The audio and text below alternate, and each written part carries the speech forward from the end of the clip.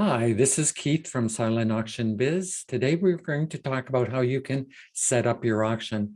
And this is for the fine tuning and editing if you've used a Quick Wizard, or if you haven't used a Quick Wizard, this is the steps that you have to take to set it up.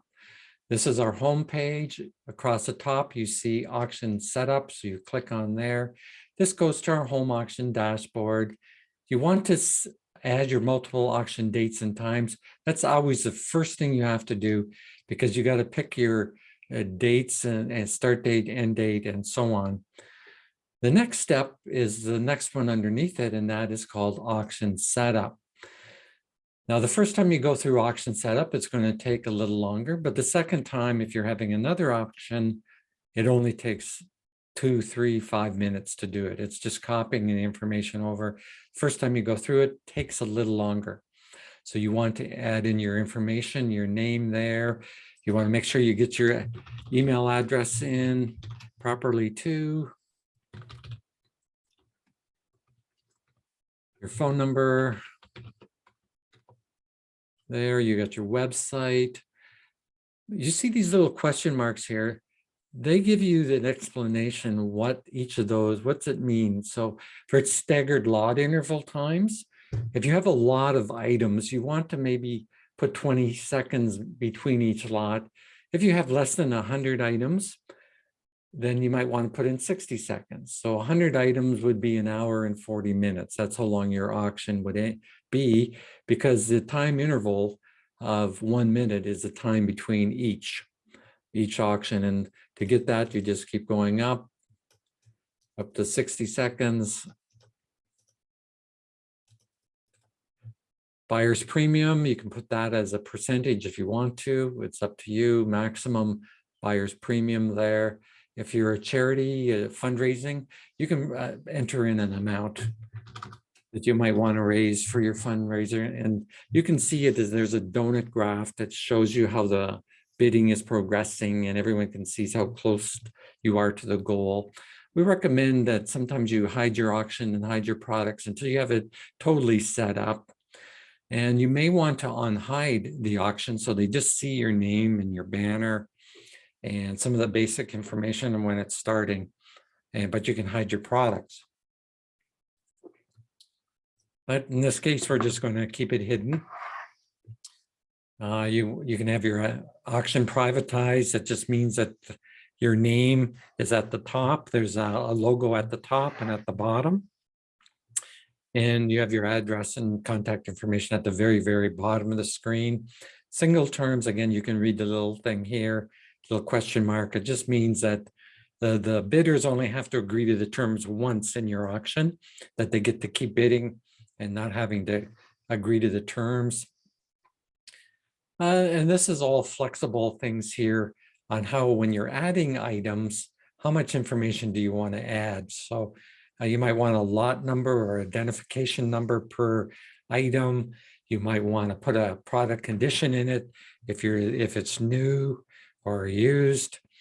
You can put in reserve prices. You can buy now prices, and you can again read these little question marks and what they all mean.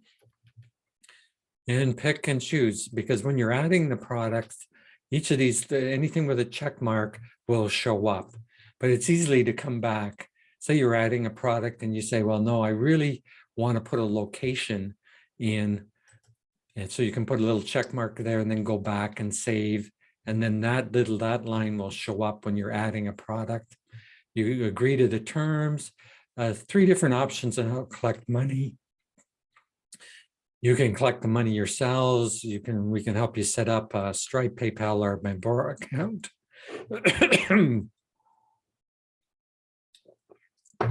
Or Silent Auction Biz can collect money. Disable returning bidders needing to re-enter their credit card. That just means we have a lot of bidders right across North America. If they bid already, then they don't have to enter their credit card coming in, but you can make them enter their credit card information again when they come in to bid on your screens. So there's a lot of explanations if we don't have the question marks. Here you can say you're a charity or a business, or you're just an individual running your self-managed auction. So you can leave that the way it is. HST, you know, there's a couple different across Canada. In the United States, there's different taxes. So if you're in a province that it's HST is only 13%, you can do that. If you're in a province where there's no PST, but there's HST, then you can put that in. Also, you can put your PST here, leave it as 0, and put in your HST percentage there, or number, I'm sorry. That's your government numbers that goes in that's those slots, and the percentages go in there. So you can change up and down. This is where you would add your logos. And what you do, I just took the logo out, and all you do is click on the picture, and then that goes back to your upload screen. Pick your logo that you want. Now, if you don't have your logos in there, you go to upload files, and you can drag and drop them off your computer, or click there and go to your files. And then once they're uploaded, they're coming to the media library. You make sure you want to check mark there and just select, and that comes in.